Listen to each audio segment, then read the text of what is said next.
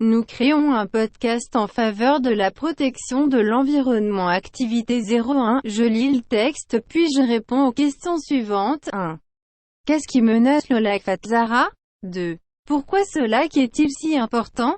3. Je complète le tableau suivant. Thèse argument. Le lac Fatzara de Annaba a été classé en 2006 zone Ramsar. Cette décision est intervenue à l'issue de multiples visites effectuées il y a quelques années par des experts en la matière qui ont jugé cette étendue d'eau naturelle d'excellent site d'accueil en période hivernale, d'une faune composée souvent d'espèces rares et protégées. Selon une étude menée récemment, plus de 100 000 oiseaux voyageurs, dont 55 000 de différentes espèces, ont été recensés durant la période de niche. Il faut donc continuer à protéger ce site, notamment des entreprises dont la totalité des eaux y sont déversées sans être épurées.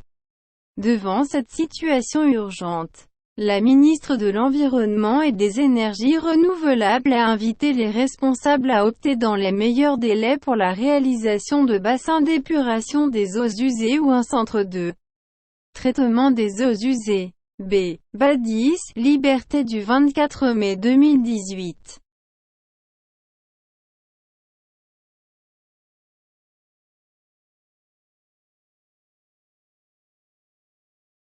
نقوم بإنشاء بودكاست لصالح حماية البيئة. النشاط 01. قرأت النص ثم أجب على الأسئلة التالية. 1. ما الذي يهدد بحيرة فاتزارا؟ 2. ما سبب أهمية هذه البحيرة؟ 3. أكمل الجدول التالي.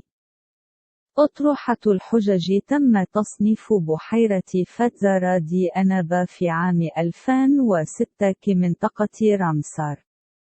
تدخلت بعد عدة زيارات قامت بها قبل بضع سنوات خبراء الموضوع الذين حكموا على هذه المياه الطبيعية موقع ممتاز استقبال الحيوانات في فصل الشتاء.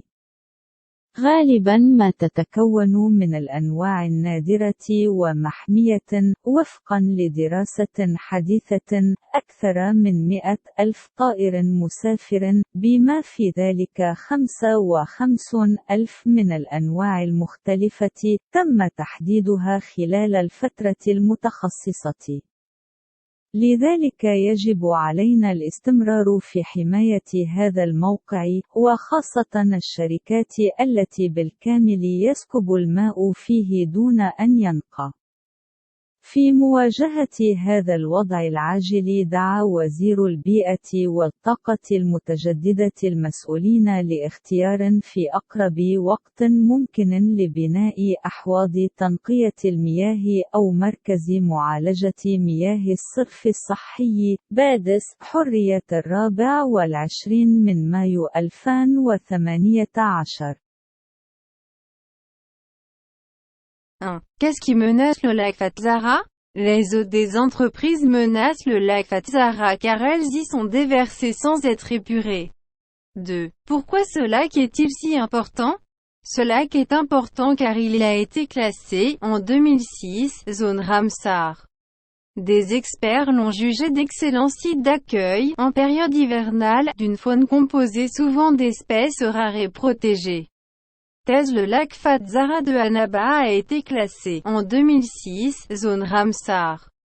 Argument. Il est composé d'espèces rares et protégées. Plus de 100 000 oiseaux voyageurs, dont 55 000 de différentes espèces, ont été recensés durant la période de niche.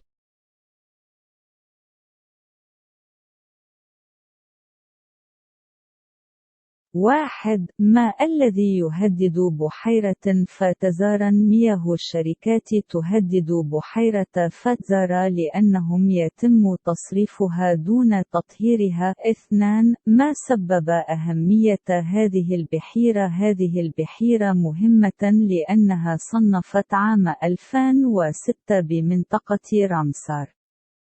وقد حكم الخبراء على ذلك. موقع استضافة ممتاز في الفترة الشتاء، وهي حيوانات غالبا ما تتكون من الأنواع النادرة والمحمية. أطروحة تم تصنيف بحيرة فتزارا دي أنابا في عام 2006 كمنطقة رامسار.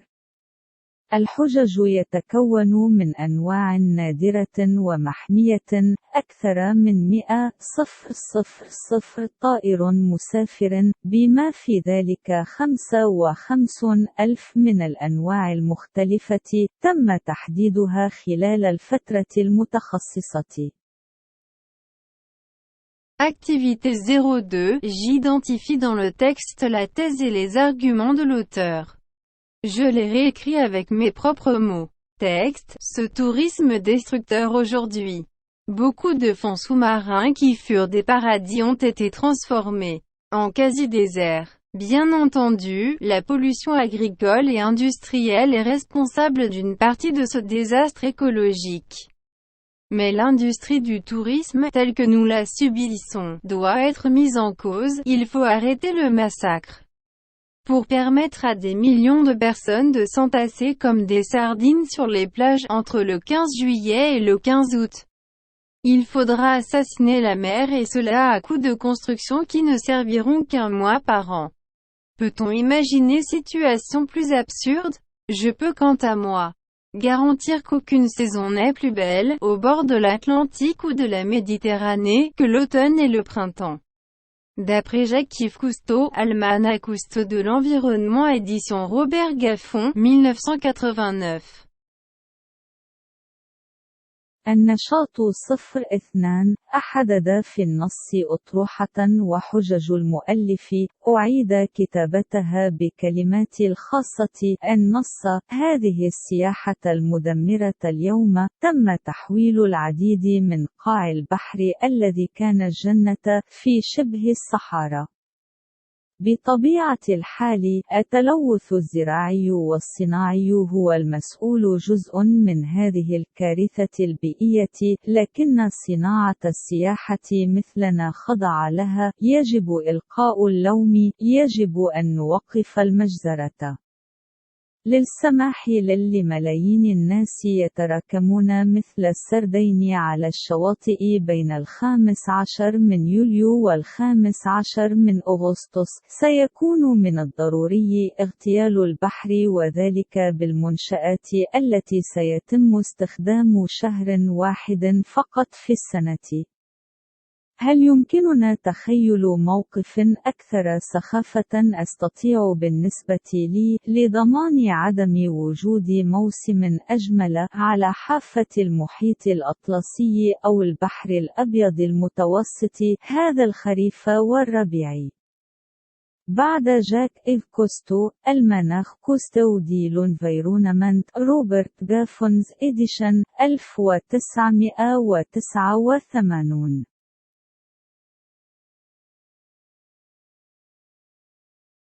Thèse: l'industrie du tourisme, telle que nous la subissons, doit être mise en cause.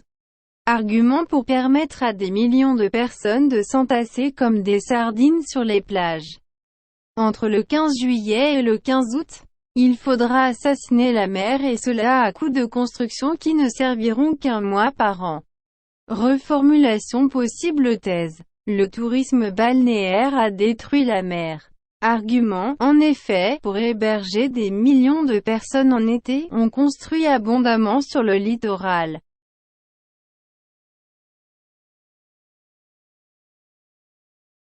أطروحة: يجب إلقاء اللوم على صناعة السياحة كما نعيشها. الحجج لتمكين الملايين من الناس تتراكم مثل السردين الشواطئ بين 15 من يوليو و15 من أغسطس. هو سيضطرون لاغتيال البحر، وذلك فجأة. الإنشاءات التي سيتم استخدامها شهر واحد فقط في السنة.